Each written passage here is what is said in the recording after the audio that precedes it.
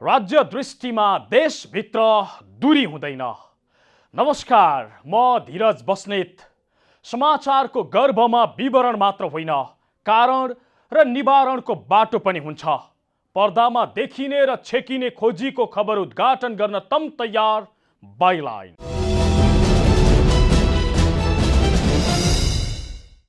दर्शकबिन, देशको दैलोमा एम्बुस थापिएको छ र विस्फोटको प्रतीक्षा गरेर बसेको छ सरकार। विपत्ति नआएसम्म नबोल्ने कसम खाए जसरी चुपचाप छ राज्य।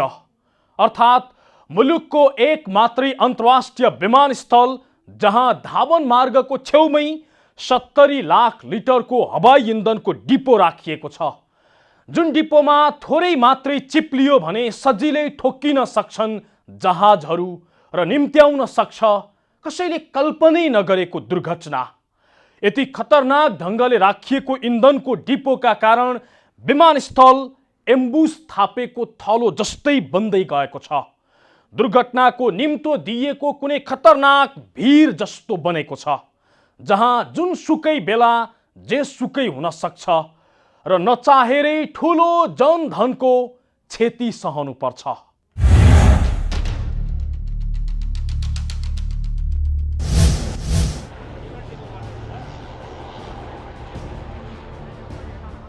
देशको एक मात्रै अन्तर्राष्ट्रिय विमानस्थल जहाँ कुनै भवितव्य आए पुरै विश्वसँग हाम्रो सम्पर्क विच्छेद हुनेछ।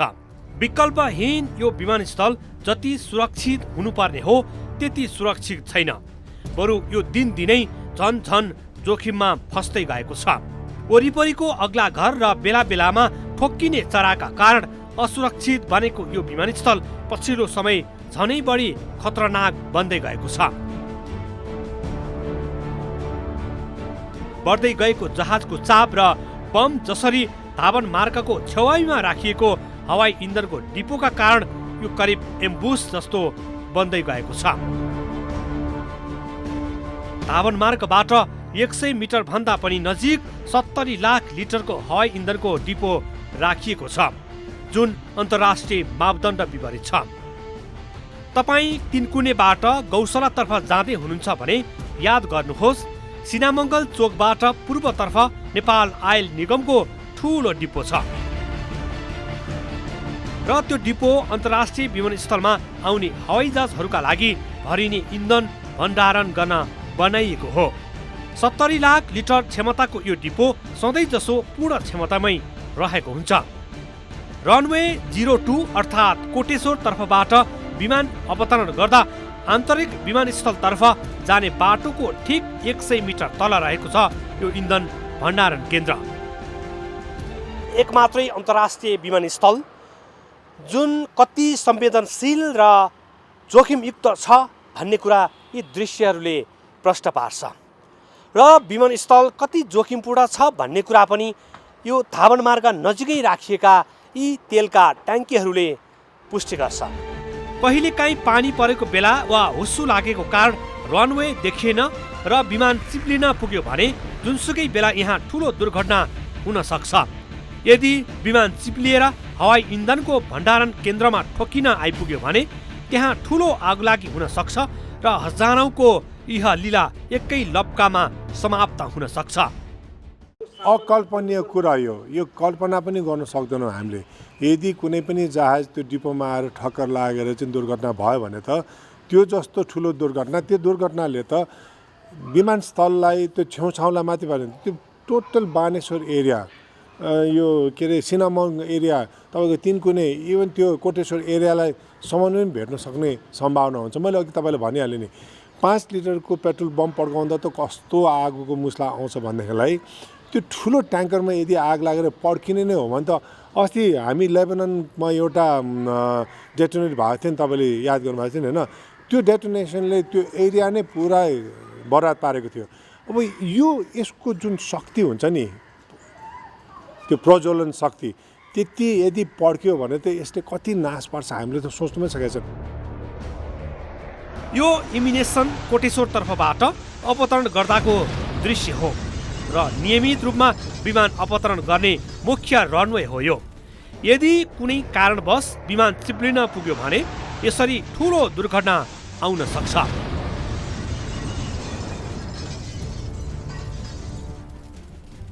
राजधानी काठमाडौँमा रहेको एकमात्रै विमानस्थलको महत्त्व आवश्यकता त छ नै, तर समयमै ध्यान दिन नसक्ने हो भने यो हजारौंको मृत्युको कारण पनि बन्न सक्छ। केही वर्ष अघि टर्किस एयरलाइन्सको यो विमान यसरी धावन मार्गबाट चिप्लिएको थियो। हामी धन्य रहेछौँ कि उक्त विमान चिप्लिँदै इन्धनको डिपोसम्म आइपुगेन, नत्र त्यति बेला नै ठूलो दुर्घटना हुन सक्थ्यो। त्यसभन्दा अगाडि र पछाडि पनि धेरै जहाजहरू अवतरण र उडानका क्रममा विमानस्थलमै वा धावन मार्गबाट चिप्लिएर दुर्घटनाहरू भएका छन्, जसबाट कैयौं यात्रुले ज्यान गुमाएको छ भने कैयौं घाइते समेत भएका छन्। यो जहाज जसरी अवतरण गर्दैछ, यदि थोरै मात्रै धावन मार्गबाट चिप्लियो भने यो सिधै हवाई इन्धनका यी ट्याङ्कीहरूमा ठोकिन सक्नेछ। यति जोखिमपूर्ण तरिकाले यो तेलको डिपो राखिएको छ कि मानव विमानस्थल जुनसुकै बेला पड्किन सक्ने एम्बुस जस्तो बनेको छ। आजभन्दा 2 वर्ष अघि अर्थात् 2075 वैशाख 8 गते राति काठमाडौँबाट मलेसियाको राजधानी क्वालालम्पुर उड्दै लाग्दा मलिन्डो एयरको जहाज अन्तर्राष्ट्रिय विमानस्थलको धावन मार्गबाट चिप्लिएपछि करिब 14 घण्टा विमानस्थल ठप्प भयो। राति 10:10 मा जहाज विमानस्थलको दक्षिणतर्फको धावन मार्ग छाडेर 40 मिटर पर पुगेर रोकिएको थियो। त्यस्तै अघिल्लो वर्ष मात्रै 2076 असार 27 गते नेपालगञ्जबाट आएको यति एयरलाइन्सको विमान धावन मार्गबाट चिप्लिएर ट्याक्सीवेमा पुगेको थियो, जसका कारण विमानस्थल केही समय अवरुद्ध समेत भएको थियो। यस्तो छ त्रिभुवन विमानस्थलको इतिहास। त्रिभुवन विमानस्थलको आरम्भ गौचर विमानस्थल क्षेत्रको नामबाट सुरु भएको थियो। नेपालमा आधिकारिक रूपमा विमान आगमन 1949 मा 4 सिट क्षमताको बीचक्राफ्ट बोनान्जाबाट भएको हो। तत्कालीन भारतीय राजदूत उक्त विमानबाट नेपाल आएका थिए। गौचर एवं कोलकाता बीच पहिलो चार्टर विमान हिमालयन एभिएसनको डाकोटा विमान 20 फेब्रुअरी 1950 मा नेपाल आइपुगेको थियो। त्रिभुवन अन्तर्राष्ट्रिय विमानस्थलले गौचरण विमानस्थलको नामबाट विक्रम सम्वत 2006 देखि नागरिक उड्डयन सेवा सुरु गर्यो। विक्रम सम्वत 2012 मा तत्कालीन राजा महेन्द्रले यो विमानस्थलको आधिकारिक रूपमा उद्घाटन गरेर आफ्ना बुवा राजा त्रिभुवनको नामबाट नामाकरण गरी यसलाई त्रिभुवन विमानस्थल भन्न थालियो। यही त्रिभुवन विमानस्थल यति बेला देशको एकमात्रै अन्तर्राष्ट्रिय विमानस्थल हो, तर यही विमानस्थल यति बेला जोखिममा रहेको छ र कुनै पनि बेला ठूलो दुर्घटनामा पर्न सक्नेछ।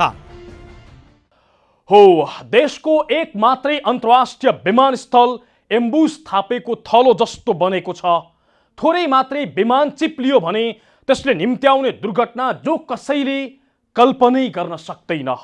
यति खतरनाक बनेको विमानस्थललाई सुरक्षित बनाउनतर्फ थोरै पनि सरकारले ध्यान नै दिएको छैन।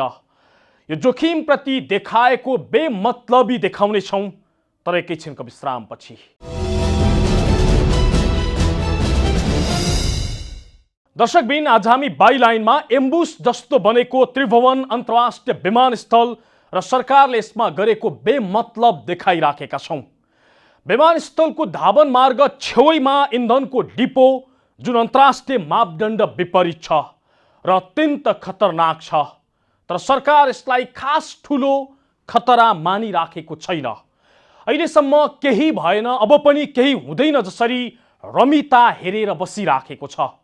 पर्यटन मन्त्री योगेश भट्टराईले आफ्नो कार्ययोजनामा राखे पनि के काम भयो भनेर आजसम्म एकपटक सोधी खोजी समेत गरेका छैनन्, जसका कारण विमानस्थलका अधिकारीहरू यति संवेदनशील विषयलाई समेत यो कुनै इस्यु नै होइन भनिराखेका छन्।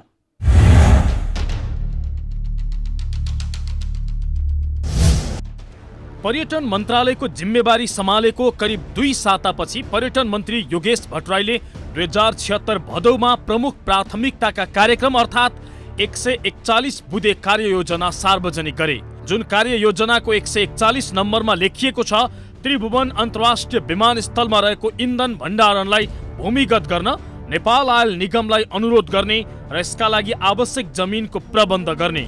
यो कामको सुरुवात 3 महिनाभित्र गर्ने उनको कार्ययोजनामा उल्लेख छ। तर पर्यटन मन्त्री भट्टराईले मन्त्रालयको जिम्मेवारी सम्हालेको 1 वर्ष 3 महिना बिते पनि अझै यो काम सुरुवात भएको छैन।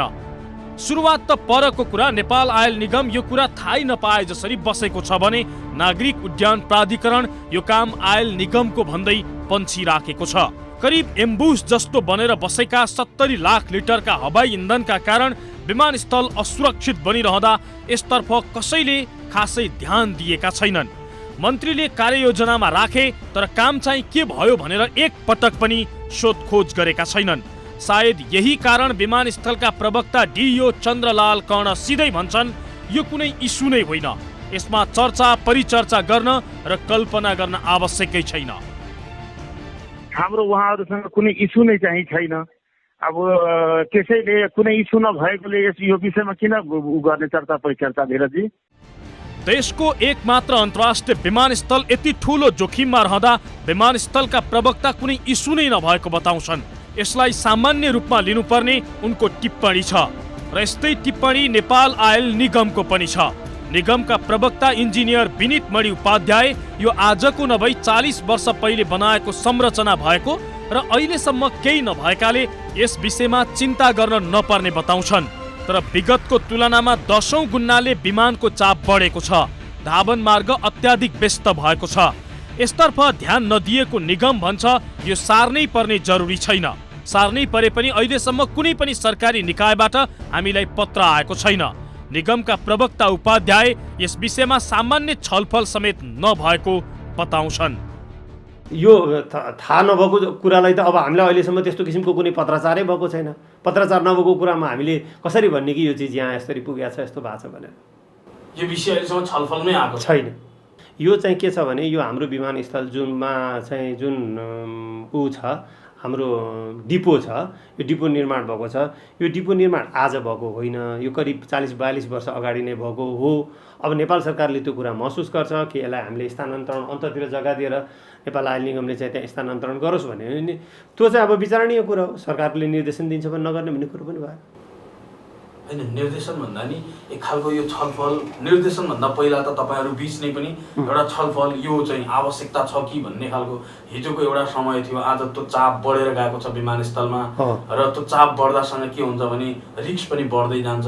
त्यसकारण ठाउँ सार्नुपर्छ कि भन्ने हिसाबले छलफल हुने जस्तो पर्यटन मन्त्रालय वा चाहिँ तपाईको के भन्छन् यतातिर हाम्रो त्रिभुवन अन्तर्राष्ट्रिय विमानस्थल वा नागरिक उड्डयन प्राधिकरणका पदाधिकारी र नेपाल आयल निगमका पदाधिकारी बीच कुनै खालको छलफल यो विषय चाहिँ छलफलमै छिरेको छ। अनौपचारिक रूपमा केही कुराकानी भयो होला, त्यो म भन्न सक्दिनँ। तर औपचारिक रूपमा हाम्रो कार्यालयलाई चाहिँ यसरी स्थानान्तरण गर्नुपर्छ भन्ने किसिमको कुरा छैन। छलफल पनि खासै भएको छैन। आयल निगमका प्रवक्ताले अहिलेसम्म कुनै छलफल नै नभएको र आफूहरूलाई यस विषयमा जानकारी नभएको बताए पनि नागरिक उड्डयन प्राधिकरण भने यस विषयमा छलफल भएको र यो काम निगमले नै गर्नुपर्ने बताइराखेको छ। प्राधिकरणका प्रवक्ता राजकुमार छेत्री यो गम्भीर विषय भएको र यसका विषयमा निगमले विशेष ध्यान दिनुपर्ने बताउँछन्। तर प्राधिकरणले कहाँको जमिन उपलब्ध गराउने र त्यस विषयमा के गर्ने भन्ने बारेमा भने केही बोलिराखेको छैन। जमिन उपलब्ध गराउने बारे आल्टाले जवाफ दिँदै प्रवक्ता छेत्री भन्छन् काम भइराखेको छ, जमिन मिलाएर उपलब्ध गराउने हो। हालको डोमेस्टिक एप्रोन भन्दा पूर्वपट्टिको जुन खाल्डो ठाउँ छ त्यसलाई चाहिँ माटोले फुलफिल गरेर त्यहाँ एप्रोन चाहिँ एक्सटेन्ड गर्ने भन्ने कुराहरूको चाहिँ टेन्डर भइसकेको छ। कुराहरू मात्र होइन, टेन्डर नै भइसकेको छ। त्यो भएपछि मलाई लाग्छ त्यो चाहिँ उहाँहरूले चाहिँ हामीसँग रिक्वेस्ट गर्नुभयो भने हामीले त्यो ठाउँ हामीले दिन सक्छौँ। र अहिले पनि सकिन्छ भने उहाँहरूलाई मैले पुनः भन्न चाहेँ, अहिले पनि सकिन्छ भने पाइप मार्फत चाहिँ रिफिलिङ सिस्टम गर्दा चाहिँ राम्रो हुन्छ र त्यो मलाई लाग्छ उहाँले त्यो प्रयास पनि गरिराख्नु भएको छ। र होल सिस्टमलाई नै त्यहाँबाट हटाएर पूर्वपट्टि लानलाई चाहिँ केही चाहिँ समस्या छ, ठाउँको पनि समस्या छ, लगानीको पनि समस्या छ, धेरैहरू निकाय यसमा इन्भल्भ हुने कुराहरू छ। त्यसमा चाहिँ मलाई लाग्छ भविष्यमा त्यो चाहिँ गर्नुपर्ने हुन्छ र त्यसमा चाहिँ प्राधिकरण चाहिँ संवेदनशील छ, एनओपी पनि संवेदनशील चाहिँ हुनुहुन्छ। तर कसरी गर्ने कसरी लाने भन्ने छलफलकै क्रममा विमानस्थलको इन्धन भण्डारणलाई आफ्नो प्रमुख कार्ययोजनामा राखेका पर्यटन मन्त्री योगेश भट्टराईले अहिलेसम्म एक पटक पनि यसको काम के भयो भनेर सोधखोज गरेका छैनन्। एक पटक पनि औपचारिक छलफल भएको छैन। जग्गा कहाँको उपलब्ध गराउने र कहिलेबाट काम सुरु गर्ने भन्ने कुनै योजना नै छैन। केवल बोलेको भरमा विमानस्थलको जोखिम कम हुनेवाला छैन। मन्त्रीले नै चासो नदेखाउँदा काम गर्नुपर्ने निकाय अर्कोलाई दोष लगाएर पन्छिने प्रयास गरिराखेको छ। देशको एक मात्रै विमानस्थल यति जोखिमपूर्ण अवस्थामा रहँदा त्यसलाई कसरी सुरक्षित बनाउने भन्ने विषयमा गम्भीर भएर सोचिएकै छैन। विमानस्थल जति असुरक्षित बनेको छ त्यो भन्दा बढी खतरा काम गर्ने निकायको बेवास्ताले बढाएको छ।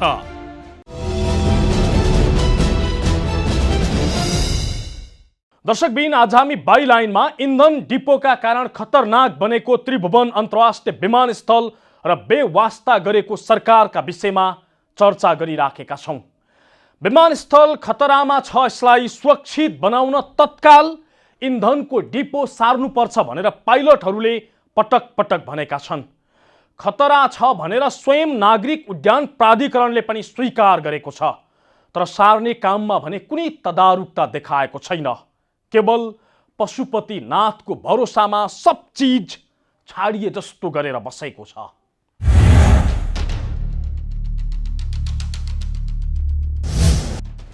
अन्तर्राष्ट्रिय नागरिक उड्डयन संगठन आइकाओले बनाएको मापदण्ड अनुसार धावन मार्गको छेउमा इन्धनका डिपोहरू राख्न पाइँदैन।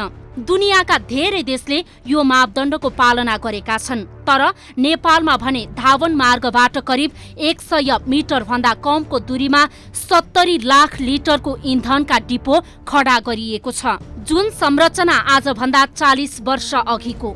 त्यो समयमा हवाई जहाजको चाप खासै हुँदैन थियो। तर पछिल्लो केही वर्ष यता नेपालको एक मात्रै अन्तर्राष्ट्रिय विमानस्थलमा थेगी नसक्ने गरी जहाजको चाप बढेको छ। कतिसम्म भने कोरोनाको महामारी अघि नेपालमा एकै दिनमा 6 लाख लिटरसम्मको हवाई इन्धन खपत हुन्थ्यो। दिनमा 100 उडान हुन्थे। यसरी बाक्लिएको उडान तथा अवतरण र धावन मार्गको छेउमै रहेको इन्धनको डिपोका कारण जोखिम अत्याधिक बढेको छ। यसले जुनसुकै बेला थेग्नै नसक्ने विपत्ति ल्याउन सक्ने पाइलटहरू बताउँछन्। नेपाल वायुसेवा निगमका सिनियर पाइलट विजय लामा दुर्घटनाको उच्च जोखिममा रहेका कारण डिपो तत्कालै सार्नुपर्ने बताउँछन्। उनका अनुसार उनी सहितका पाइलटहरूले यस विषयमा पटक पटक ध्यानाकर्षण समेत गराएका छन्। पहिले यो हेलिकप्टरको लागि मात्रै बनाउँदाखेरि सानो बनाउँदा ठिकै थियो होला। तर अहिले आएर विमानहरू सेवा यत्रो ठुलो विमान सेवा छ नेपालमा भने 32-33 वटा अनि 33 कि 34 वटा अन्तर्राष्ट्रिय उडानले उडान भर्छ त्रिभुवन अन्तर्राष्ट्रिय विमानस्थलबाट र आन्तरिक उडान त्यत्तिकै छ होइन। 5 लिटरको पेट्रोल बम पड्काउँदा त कस्तो आगोको मुस्ला आउँछ भनेदेखिलाई त्यो ठुलो ट्याङ्करमा यदि आग लागेर पड्किने नै हो भने त यसले कति नाश पार्छ हामीले त सोच्नु पनि सकेका छैन। पाइलटहरूले मात्रै होइन, विमानस्थलहरूको संरक्षण र व्यवस्थापन गर्ने दायित्व बोकेको नागरिक उड्डयन प्राधिकरणले पनि विमानस्थलमा जोखिम बढेको महसुस गरेको छ। धावन मार्गको छेउमै इन्धनको डिपो राख्नु खतरनाक छ भनिराखेको छ। तर त्यसलाई सार्ने विषयमा भने केही काम भएको छैन। नेपाल आयल निगमको दायित्व हो भन्दै ऊ पन्छिने काम गरिराखेको छ। नागरिक उड्डयन प्राधिकरणका प्रवक्ता राजकुमार छेत्री भन्छन्, जोखिम छ तर सार्ने नेपाल आयल निगम हो। उहाँहरूले केही गर्दै हुनुहुन्छ होला। जोखिम नभएको होइन, जोखिम छ। अब हाम्रो रनवेभन्दा धेरै नजिक छ। विगतमा टर्किस एयरलाइन्सकोले चाहिँ जुन घटना हामीले देख्यौँ भोग्यौँ त्यो कदम कदाचित त्यो यतापट्टि भएको भए त्यसको अब क्षतिको एकी नै गर्न सकिँदैन, त्यति क्षति हुन्थ्यो। त्यसकारण चाहिँ यसमा चाहिँ मैले तपाईँको लोकप्रिय टेलिभिजन मार्फत पनि भन्न चाहन्छु, यसमा चाहिँ हामी संवेदनशील दिन्छौँ, एनओसी पनि संवेदनशील छ। तर मलाई लाग्छ अलिकति लगानी धेरै भएको र हाम्रो अहिलेलाई तत्काललाई चाहिँ उहाँहरूलाई अरू ठाउँ चाहिँ हामीले सिभिल एभिएसनले दिइहाल्ने सक्ने स्थिति पनि नभएकोले केही रोकिएको हो। जोखिम छ भन्ने प्राधिकरणले यस विषयमा अहिलेसम्म कुनै ठोस पहल गरेको छैन। पन्छिने र पन्छाउने काममा ऊ ज्यादा सक्रिय देखिएको छ। देशको एक मात्रै अन्तर्राष्ट्रिय विमानस्थलमा कथम कथाची दुर्घटना भइहाल्यो भने त्यसले निम्त्याउने जोखिम त खतरनाक छ नै। पुरै देश विश्वसँग विच्छेद हुनुपर्ने अवस्था पनि छ। यति संवेदनशील विषयमा सरकार बेमतलबी बन्नु, एउटा निकायले अर्कोतिर पन्छाउनु घातक भएको सिनियर पाइलट विजय लामा बताउँछन्। उनी भन्छन्, सधैँ पशुपतिको कृपाले चल्दैन। जसले जे गरे पनि राज्यकै पैसा हो, सरकारकै काम हो। आफ्नो दायित्वबाट पन्छिन बन्द गरौँ। नेपाल आयल निगम पनि नेपाल सरकारकै स्वामित्वमा हो। नेपाल नागरिक उड्डयन प्राधिकरण पनि नेपाल सरकारकै अन्तर्गत आउँछ। यसमा त उहाँहरू सबै मिलेर समन्वय गरेर कसरी यसलाई चाँडोभन्दा चाँडो होइन यसलाई पार लगाउनुपर्छ।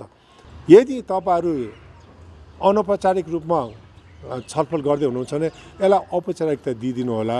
चाँडोभन्दा चाँडो यसको निराकरण गरिदिनु होला होइन। किनकि भइसकेपछि मैले त कुरा गर्दै थिएँ भन्नुभन्दा पनि त्यो हुनुभन्दा अगाडि नै रोक्नुपर्छ। एउटा भनाइ छ नि, prevention is better than cure. त्यसलाई पहिल्यै रोकथाम गरौँ न त। अहिलेसम्म त कुनै केही त्यत्रो ठुलो क्षति हुने घटना घटेको छैन। त्यो घटना नघटोस्। विवाद गर्ने र जिम्मेवारी पन्छाउने भन्दा इन्धनको डिपो सार्ने काममा ध्यान नदिने हो भने यसले जुनसुकै बेला जस्तोसुकै दुर्घटना निम्त्याउन सक्छ।